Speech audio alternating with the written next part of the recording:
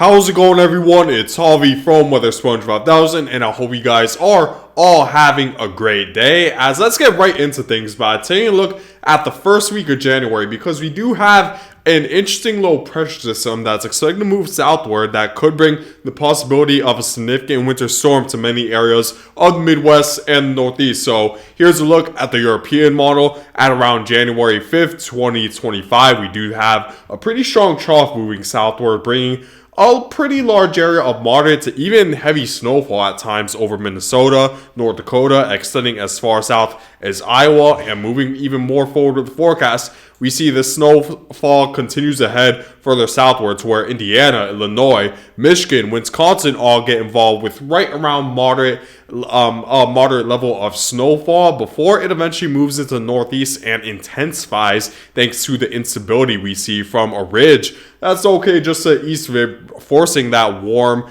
air to interact with this very cold environment that's just to the north and west of this storm system. So as a result, we see very heavy snowfall throughout the entirety of the Northeast for the most part, where New England gets involved, Pennsylvania, upstate New York, even New York City gets involved with very heavy snowfall, as this is definitely a very significant snowstorm impacting the Northeast. And look at the millibar pressure as well. It's hovering right around 980 millibars, so it is quite a powerful storm system. You definitely have to worry about strong winds associated with this storm system as well, and potentially blizzard conditions in certain areas. Now, of course, the big question is what are the chances that this storm system will come for fruition for the Midwest and the Northeast? So, of course, looking at the forecast out, we're still very far out. There's still plenty of time for the forecast to change, even going at its earliest point to when it impacts the United States, which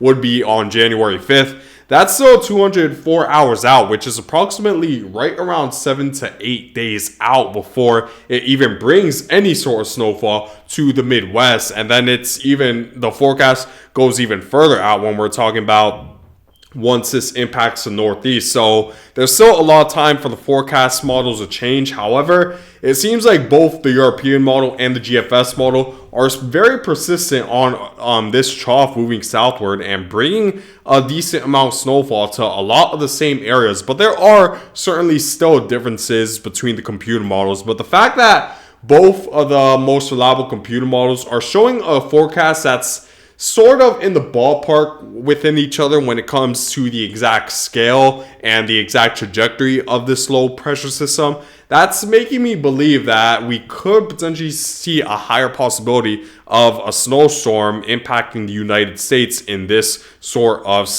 scenario. And we clearly see in the GFS model scenario, it does move in a very similar fashion, but the key difference is that this low pressure system doesn't move as far southward, as it seems like the cold air is a little bit more concentrated further northward. So we don't see as powerful of a storm system, but we still do see snowfall move over a lot of the same areas as what the European model is forecasting, and still brings a heavy amount of snowfall, especially on the backside, over many of the same areas in the Northeast. So the key thing that will really determine how much snowfall we see in the United States is really how far south this low pressure system moves and exactly how much cold air will be associated with this upper level low located right over the Midwest, along with this low pressure system. And you're probably wondering, well, what will determine the amount of cold air right over the United States? Well, it's all going to be determined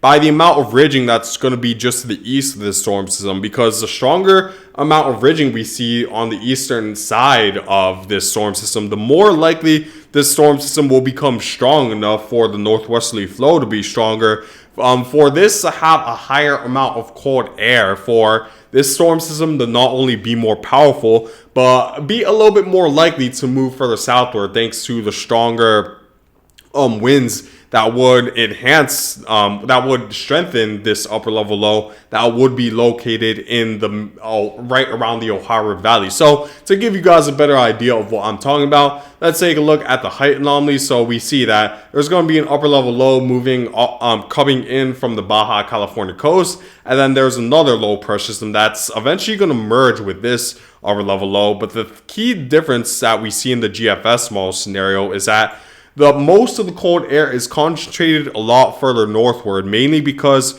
we don't really have a strong amount of ridging or a strong enough negative tilt to be able to force that colder air to move further southward and create a more unstable environment further southward. But compare that to the European model scenario. We see in the European models forecasts, this is, let's go to a 12Z run. So we see at around the same forecast hour, the key difference is that we see a ridge that's going to be located right over eastern Canada at around the same time period. And that sort of creates more of a negative tilt and enhances the jet stream dip, because now we have a stronger low pressure system that's more likely to bring that cold air further southward, and we see that would allow the snowfall to impact the areas further southward in the northeast. So that's still definitely something to keep in mind over the next week. We won't really get a good idea of the position of this ridge,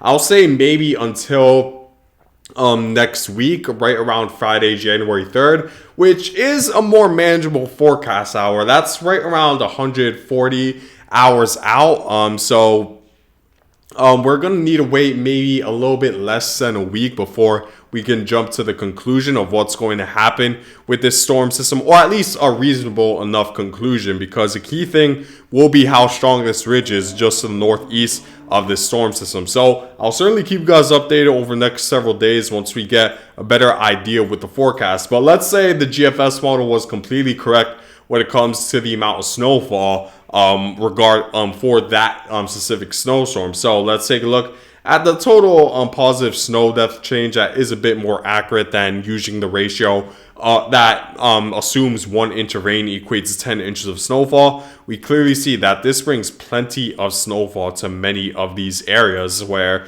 we see that a pretty large area of 3 to 6 inches. And of course, in the European model scenario, it's a lot stronger thanks to the higher amount of instability we see. But this will still be very impactful even if GFS model's forecast is correct, where we see a weaker storm system bringing a large area of anywhere between 1 to 3 to 3 to 6 inches of snowfall, and of course more snowfall in the higher elevations of the northeast.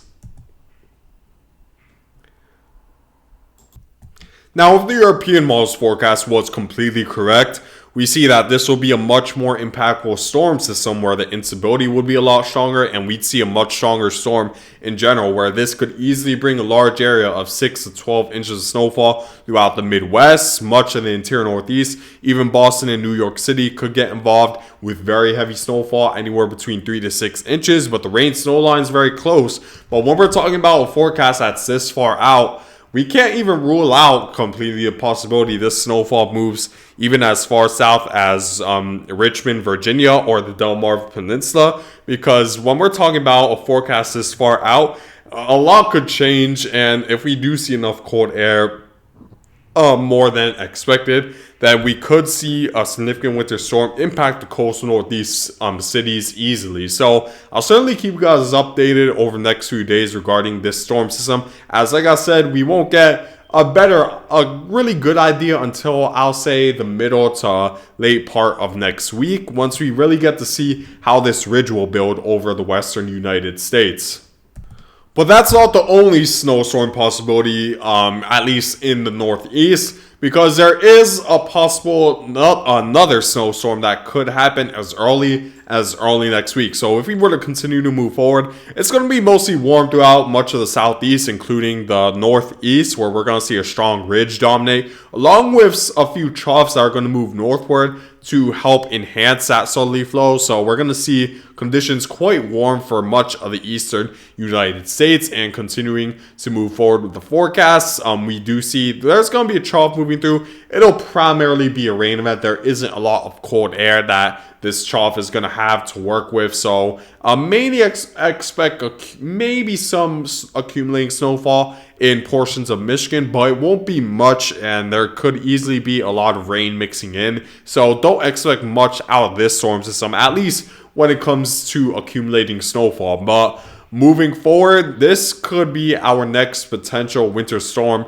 for the Northeast. So as of right now, it seems like the GFS model is leading towards the snowfall mainly being relegated to much of the interior Northeast portions, where we see Pennsylvania, upstate New York, and the northern New England areas experience accumulating snowfall. However, what's interesting is that there could be a backside to this storm system that the GFS model is currently forecasting that could bring accumulating snowfall further southward than you would think, and in the more populated areas. So continuing to move forward, we do see some accumulating snowfall right over Massachusetts, even a large portion of Connecticut, and we're around 140 hours out before this storm system reaches this point by the time it reaches the Northeast. So there's still time for the forecasts to really get its details a little bit more correct. And when we're talking about a snowstorm that deals with the rain snow line, of course the uncertainty goes through the roof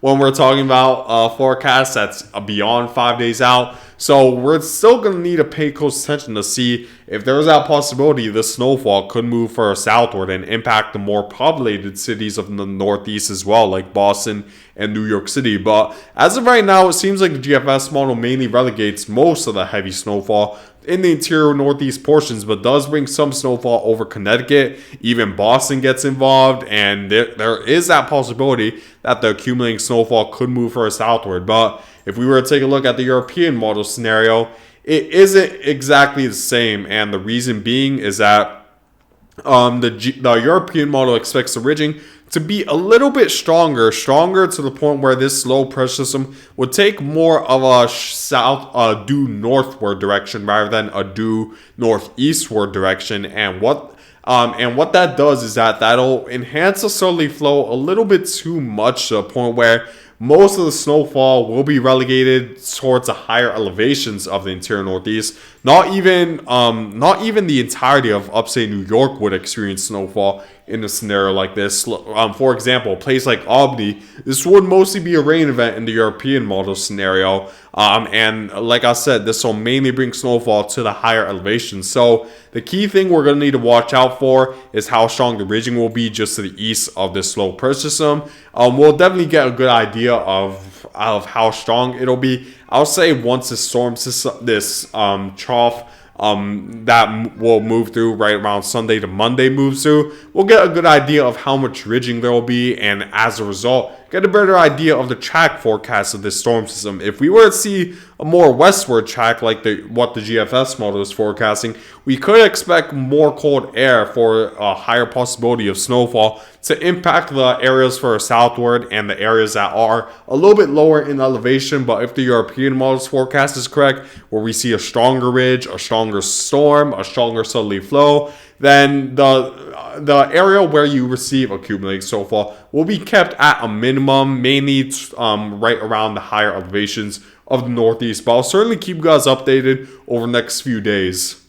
Now, what I could say with high certainty at this point of what's going to happen right around the beginning of January is that we will see a pretty significant Arctic blast. So that should just increase the possibility of a snowstorm occurring, even if, let's say, this one doesn't specifically occur right around next week. There could be a few troughs that could enhance the possibility of a snowstorm, mainly because we have enough cold air to support for accumulating snowfall, and that could also help enhance the instability for much of the eastern United States that's necessary for a significant winter storm to develop. So that's what I could say with high certainty, as that should enhance the possibility of a major winter storm impacting much of the Midwest, Northeast, and who knows, maybe even as far south as the Southeast.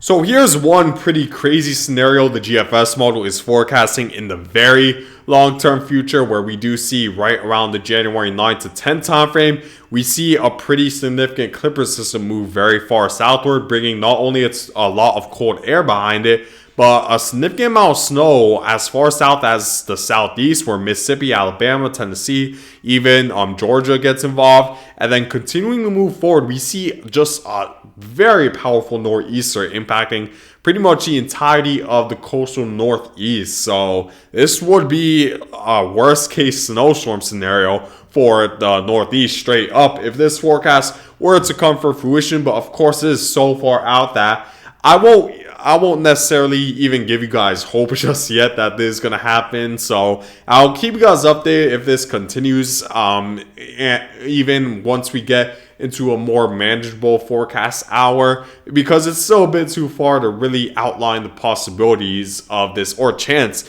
of this happening as of right now. But I'll certainly keep you guys updated. And it doesn't help that the European model also isn't necessarily agreeing that this snowstorm will actually occur, as it does seem like the Clipper system moves as far south and there isn't as much instability for this storm system to develop into that major significant winter storm for the United States. So we're definitely going to need to stay tuned to see which of these two computer models ends up being the more correct one over the next few days.